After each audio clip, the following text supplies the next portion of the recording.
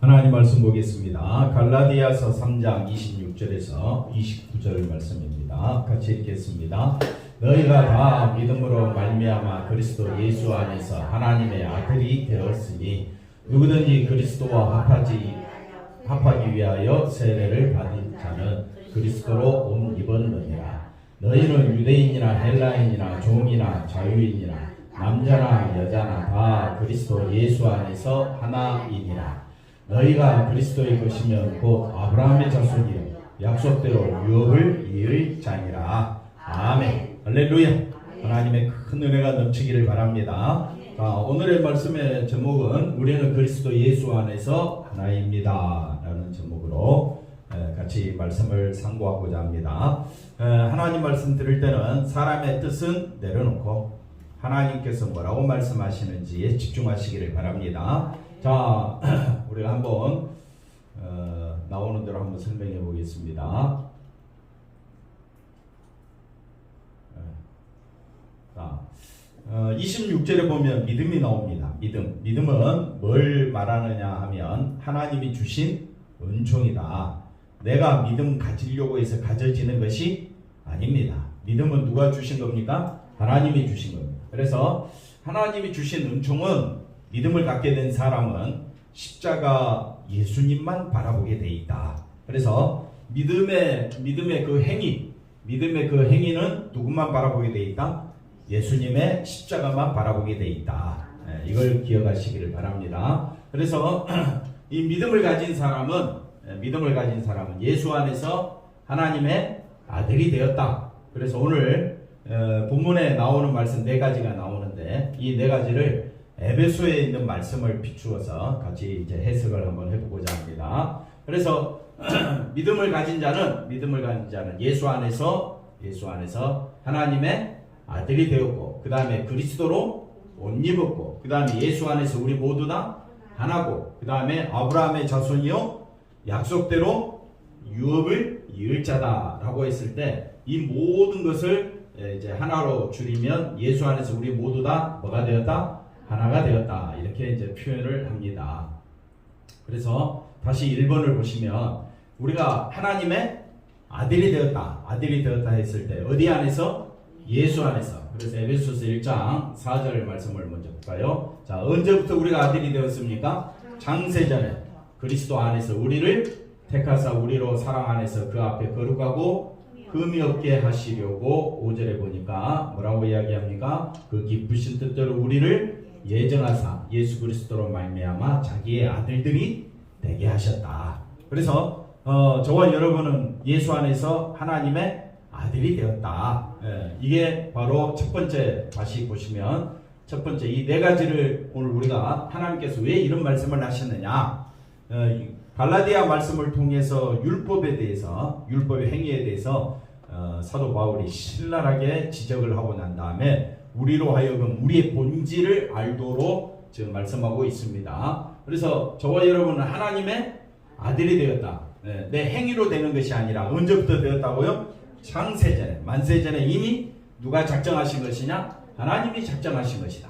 그러니까 믿음을 받지 아니하고는, 만세전에 택함 받지 아니하고는 하나님의 자녀가 될 수가 없다라는 사실을 우리가 여기서 알 수가 있습니다.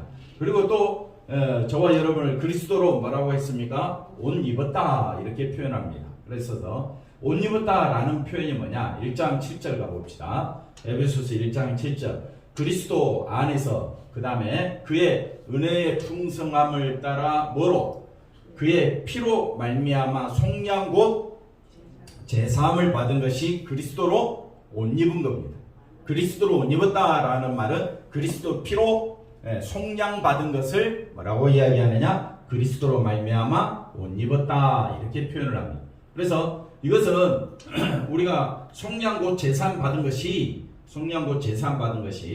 은혜 중에 은혜고, 또 이것이 우리가 그리스도로 옷 입었다라고 표현할 때 이거는 하나님의 모든 지혜와 총명이 우리에게 넘치는 일이다. 그래서 뭐 예수님의 십자가로 내가 믿고 그 다음에 내가 그걸로 옷 입었다라고 했을 때 아무것도 아닌 것 같지만은 사람의 본성은 철저히 누구 중심에 있습니까? 자기 중심인데 예수 그리스도로 옷 입으려면 예수 그리스도로 옷 입으려면 어떻게 해야 되느냐? 자기 걸 내려놔야 돼. 근데 자기 걸 내려놓는 사람이 없습니다.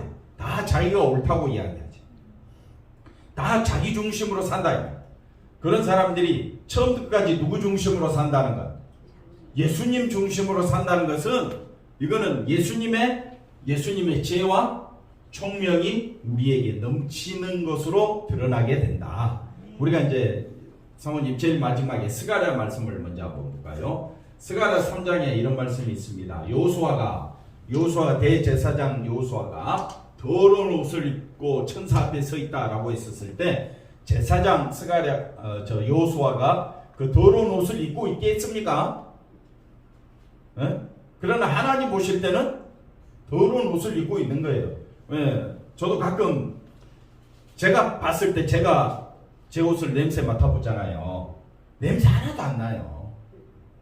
근데 집사람은 냄새가 난데 모르겠어요. 냄새가 나도 옷 벗으라는 거예요. 세탁해야 된다는. 입고 있으면 막 화를 내요. 네. 왜 억지로 벗기는 거예요? 왜? 냄새 난다. 근데 제 코가 보통 코가 아니거든요. 근데 냄새가 안 나. 근데 집사람은 냄새 난다. 네. 이게 바로 예가 예는 아니겠지만은 여호수아는 자기 스스로 봤을 때 깨끗한 옷을 입고 있는 거예요. 근데 하나님 보실 때는 더러운 옷. 우리가 아무리 선한 일 많이 하고 착한 일 많이 한다고 해서 저와 여러분에게서 깨끗한 옷을 입고 있는 줄 아십니까? 하나님 보실 때는 다 더러운 옷 입고 있는 거예요. 왜? 예수님의 옷을 입지 않고는 우리는 깨끗해질 수가 없습니다. 똑같습니다. 여러분은 냄새 안 나는 줄 아십니까? 나지요. 더러운 냄새가 속에서부터 막 나오는 거예요.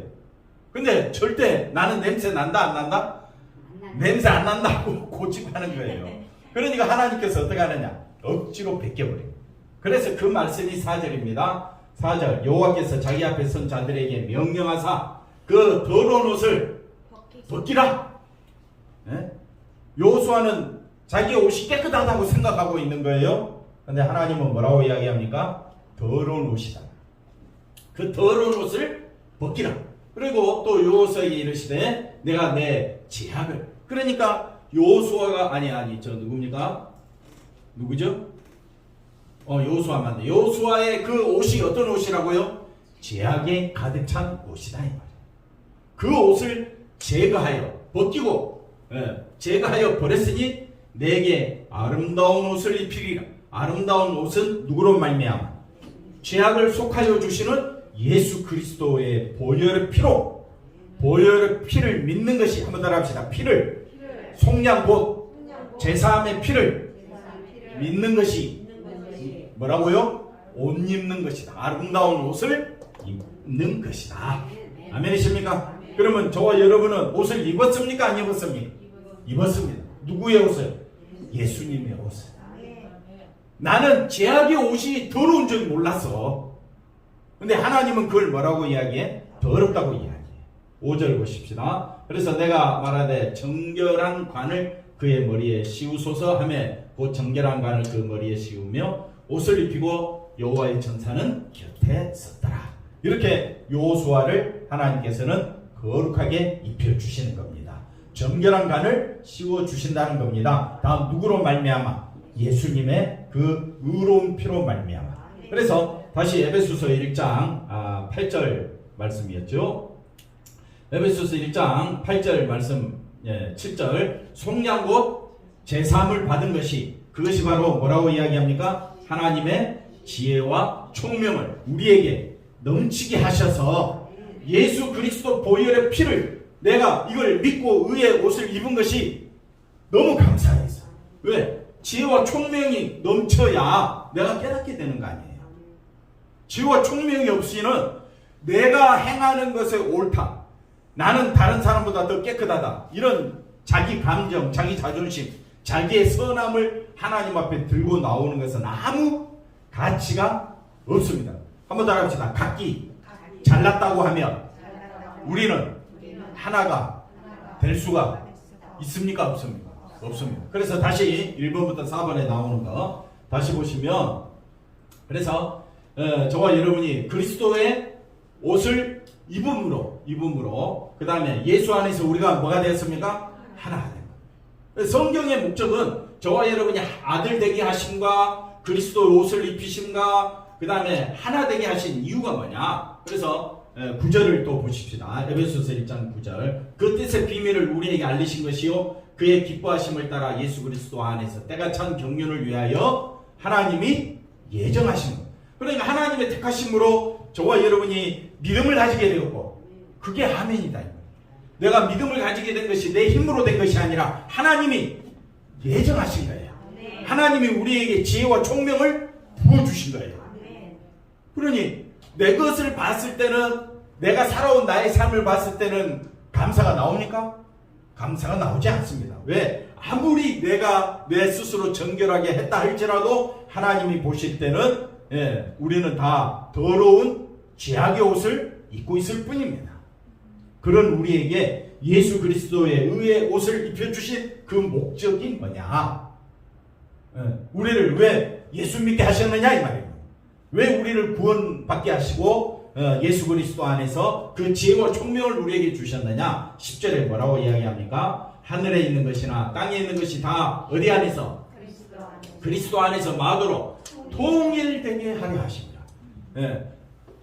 오늘 우리 이제 갈라디아 말씀에는 다 예수 그리스도 안에서 하나가 되게 하려 하십니다. 하나가 되는 것이 뭐냐? 통일입니다. 하나가 된다, 통일된다. 이것이 하나님께서 우리를 향한 하나님의 거룩한 뜻이 되는 겁니다.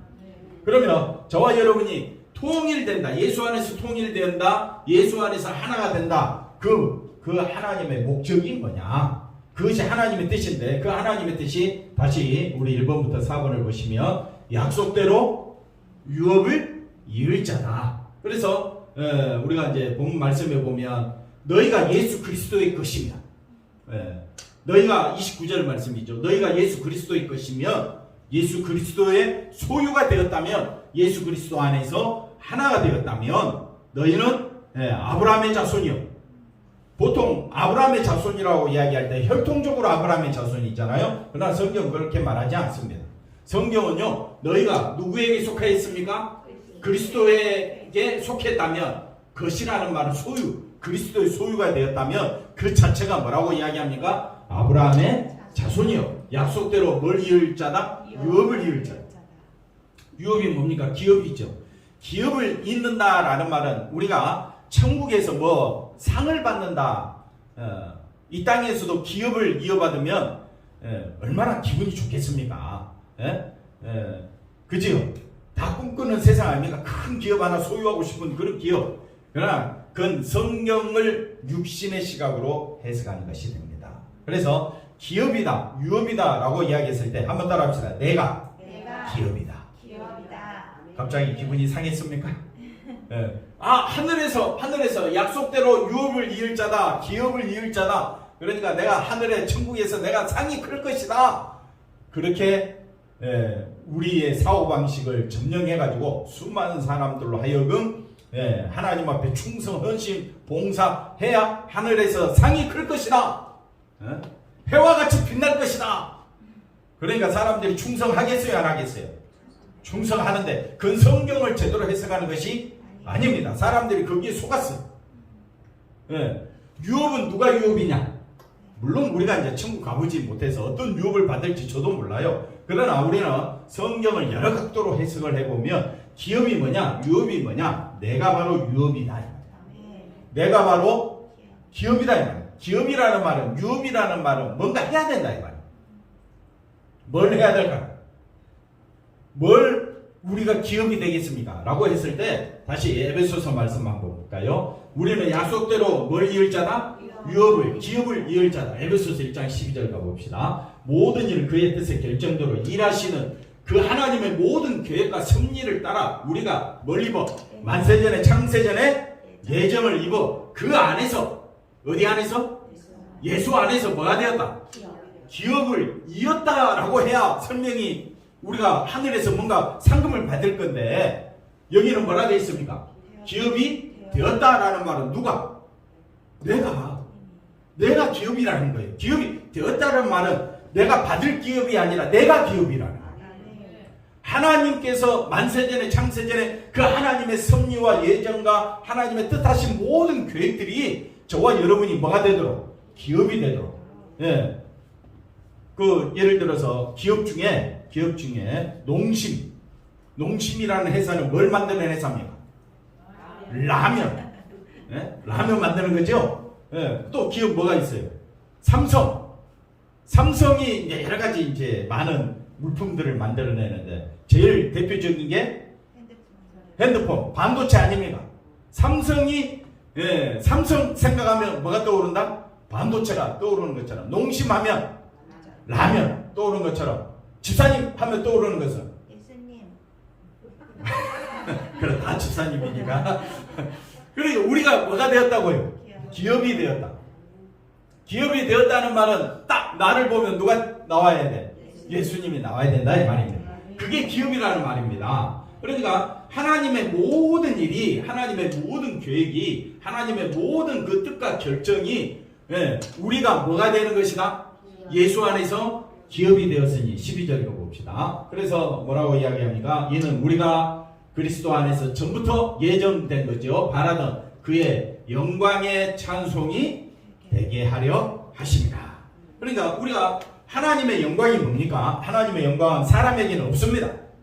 사람 그 어떤 방법과 수단을 통해서 사람이 하나님께 영광 돌릴 만한 끈덕지가 없습니다. 그래서 하나님께 오직 영광 돌릴 분은 누구밖에 없다? 예수님밖에 없다. 예수님밖에 없으니까 하나님은 그 율법을 다 완성하시고 이루신 분이 누구니까? 예수님이니까.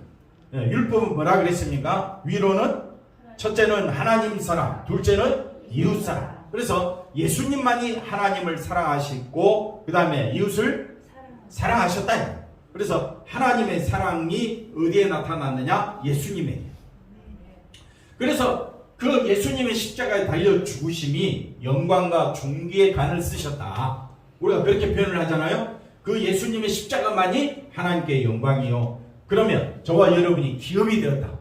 세상의 기업은 물품을 나타내지만 우리 예수 믿는 사람들이 성도의 기업이 되고 유업을 이을 자가 되었다는 말은 우리의 유업은 누가 되느냐? 예수님이 되니까.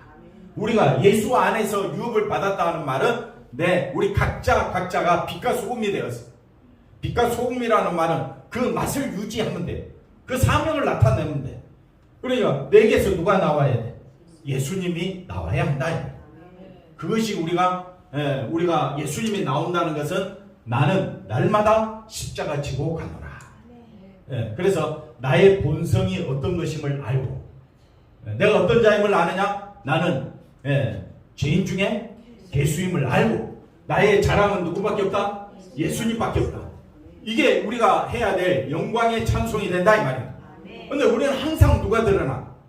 내가 드러난다. 그러면서도 믿음이 있는 거야. 믿음이 있다고 주장하는 거야. 성경이 말하는 믿음은요, 예수님의 십자가만 바라보는 것을 말하고 있습니다. 다시 1번부터 한번 볼까요? 그래서 우리가 하나님이 주신 은총이 뭐라고 했습니까? 믿음이죠. 믿음을 갖게 되면 저와 여러분은 하나님께서 우리를 아들 되게 하셨다. 우리를 뭐하게 하셨다? 옷 입히셨다. 예수 안에서 우리가 다 하나다. 약속대로 유업을 이을 자다. 그러면 이 네 가지를 다 합하니까 믿음이 있는 사람은 누구만 드러내게 돼 있다고요? 예수님만 드러내게 돼 있다. 이게 하나님의 뜻이다. 그 다음 말씀 한번 볼까요? 그런데 이제 사람들은 율법을 지키자.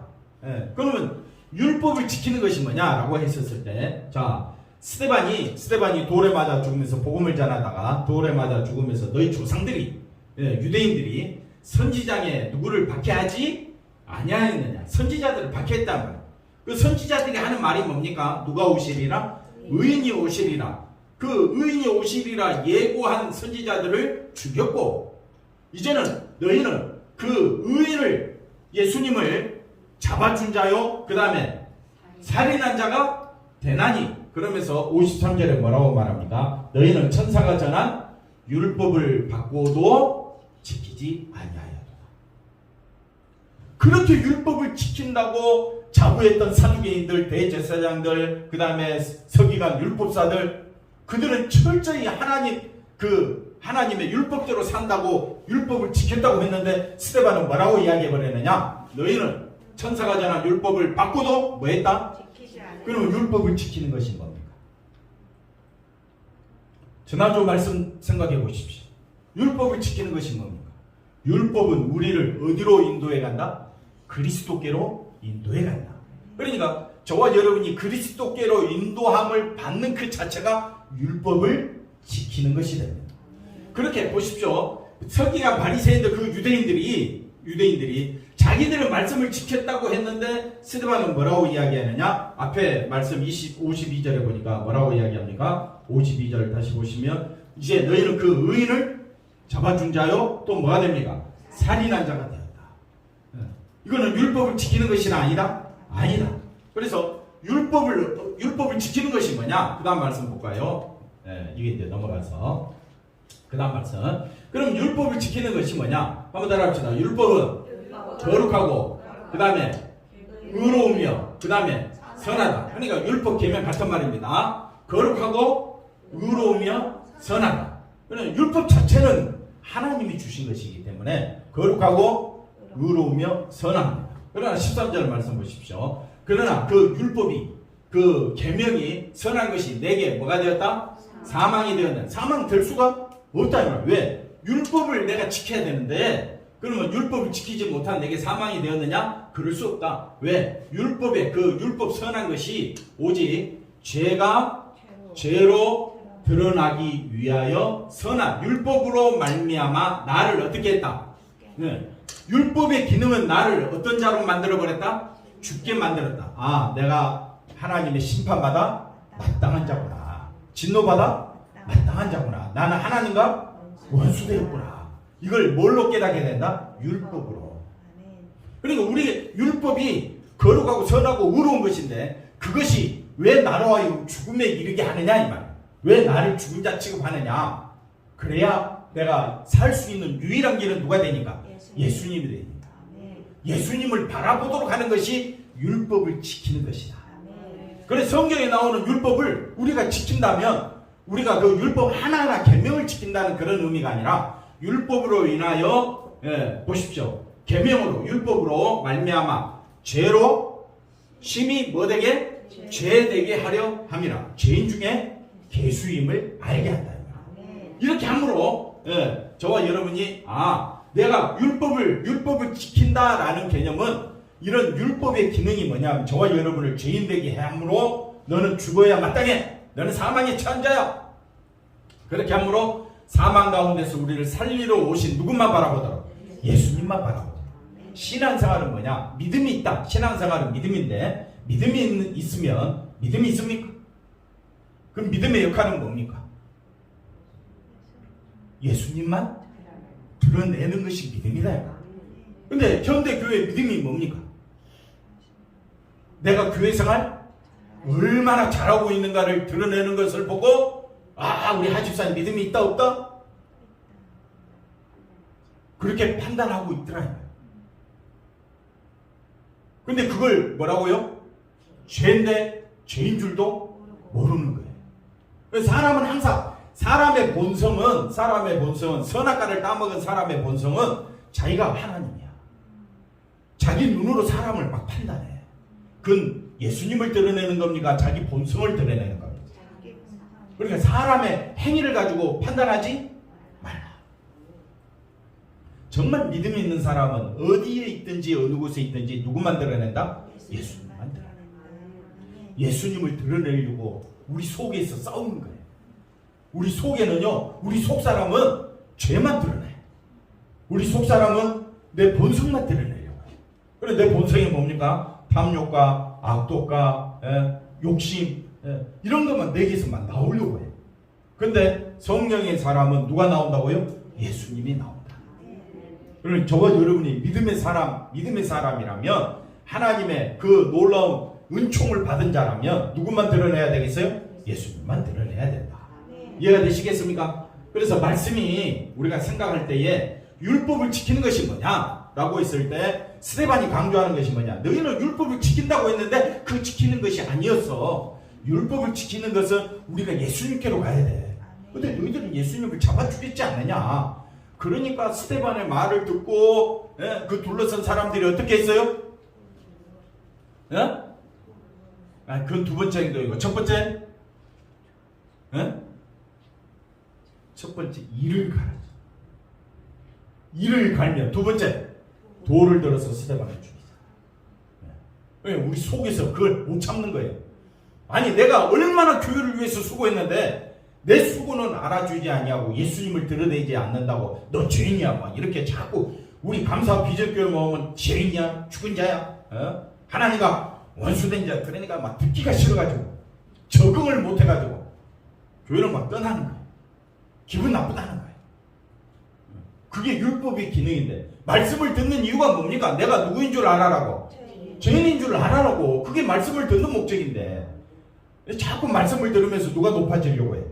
자기가 높아지려고 하면서 그걸 믿음 있는 것으로 인정해 달라는 거야.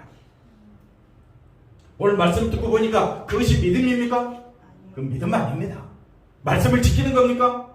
율법을 지키는 것이 아닙니다. 율법을 지킨다라는 말은 나는 죄인 중에 개수임을 알고 예수님 나를 살려주옵소서. 예수님만 높이는 것이 한번 따라합시다. 예수님만 높이는 것이 진짜 믿음이요. 그것이 율법을 많은 것이라 지키는 것이다. 그러니까 우리가 생각하는 율법을 지키는 것은 뭐예요? 행위를 말하는데 성경이 말하는 진짜 율법을 지키는 것은 누구만 높이라는 거예요? 언제부터 하나님이 그렇게 작정하셨느냐? 창세전부터 하나님의 뜻이 그렇다는 거예요. 하나님의 뜻과 예정과 섭리가 그렇다는데 그 하나님의 섭리 앞에서 여전히 우리는 누구를 드러내? 나를 드러내. 내 생각이 옳다는 거예요. 그런 사람 앞에서 하나님 말씀이 먹히겠어요? 안 먹힙니다. 그러니까 그 사람을 향하여 더 담대히 쏘아야 돼. 뭘 쏘아야 되냐? 너는 죄인 중에 개수다. 집사님 죄송해요. 자꾸 손가락이 집사님만 가는데. 그 다음 말씀 한번 보겠습니다. 자, 그래서 우리가 이제 지난주에 살펴봤던 것대로 성경이 모든 것을 어디에 가두었다? 죄 아래. 왜 우리를 죄 아래 가두었느냐? 우리의 행위로는 선한 것이 나올 수가 없고 율법을 지키는 것이 아니라는 거예요. 예수 그리스도를 믿음으로 말미암아 약속을 우리에게 주시는데 23절 눈으로 읽고 24절 보십시오. 자, 율법의 기능이 뭐냐? 율법은 우리로 하여금 율법은 우리로 하여금 그리스도께로 인도하는 것이 율법의 기능이다. 율법의 기능은 그러면 율법에 순종하는 것은 뭐냐? 누구만 바라보는 것입니까? 예수님을 바라보는 겁니다. 율법으로 하나님 말씀 앞에서 내가 얼마나 큰 죄인인가를 깨닫고 이런 우리를 구하려 살리려 우리를 의롭게 하고 한번 따라합시다. 영광스럽게 하고 우리를 영화롭게 하기 위하여 누가 오셨느냐? 예수님이 오신 거예요. 내 행위가 영광스럽게 하는 것이 아니라 예수님이 다 영광스럽게 하셨다는 거예요. 그럼 내가 해야 될 일은 뭡니까? 나를 영화롭게 해주신 예수님을 높이는 거 아니에요. 그런데도 예수님을 높이는 것보다 누가 더 높아지려고? 오늘 손을 자꾸 이쪽으로 많이 하네. 그래서 그 다음 말씀 볼까요? 자, 사람들은 하나님의 뜻을 오해합니다. 하늘에 계신 내 아버지의 뜻대로 하는 자가 내 형제요 자매요 어머니다. 그렇게 말씀하고 그 다음에 21장 가보니까 자, 예수님이 서기관 바리새인들하고 대화를 나누면서 너희 생각에는 어떠하냐? 어떤 사람에게 두 아들이 있는데 맏아들에게 가서 자, 맏아들은 유대인들을 말합니다. 오늘 포도원에 가서 일하라. 그러니까 29절에 아버지 가겠나이다 하더니 율법을 순종하고 있는 것처럼 보이지만은 하나님의 눈에는 순종하는 것이 아니었습니다. 둘째 아들은 세리와 창녀를 말합니다. 둘째 아들에게 가서 또 그와 같이 말하니 대답하되 이르되 실소이다 하였다가 그 후에 뉘우치고 갔으니 31절에 그 둘 중에 누가 아버지의 뜻대로 하였느냐? 둘째 아들이니이다. 예수께서 그들에게 이르시되 내가 진실로 너희에게 이르노니 둘째 아들 세리들과 창녀들이 너희보다 먼저 하나님의 나라에 들어가요. 세리들과 창녀들이 그들의 행위로 봤을 때는 행위로는 도저히 천국의 하나님 나라에 들어갈 수가 없습니다. 행위로는 첫째 아들 서기관 율법사들 대제사장들 바리새인들이 하나님 나라에 들어가겠죠. 그러나 먼저라는 말, 먼저 들어가고 그 다음에 첫째 아들은 들어가지 나중에 들어간다 그런 의미가 아닙니다. 세리들과 창녀들만 들어간다는 말입니다.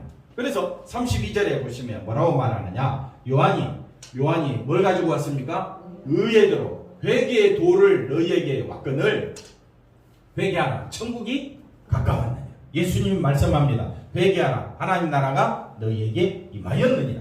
그랬을 때 세례 요한과 예수님의 말씀을 듣고 자기가 죄인인 줄 알고 나의 소망은 예수님밖에 없습니다. 이 사람들이 아버지의 뜻대로 행하는 자요, 하나님 말씀에 순종하는 자요, 진짜 계명을 지킨 자들이 된다는 겁니다. 그리고 뭐라고 말합니까? 세리와 창녀는 믿었는데 너희는 그를 믿지 아니하여. 이것을 보고도 끝내 뭐라고 이야기합니까? 뉘우쳐 믿지 아니하여.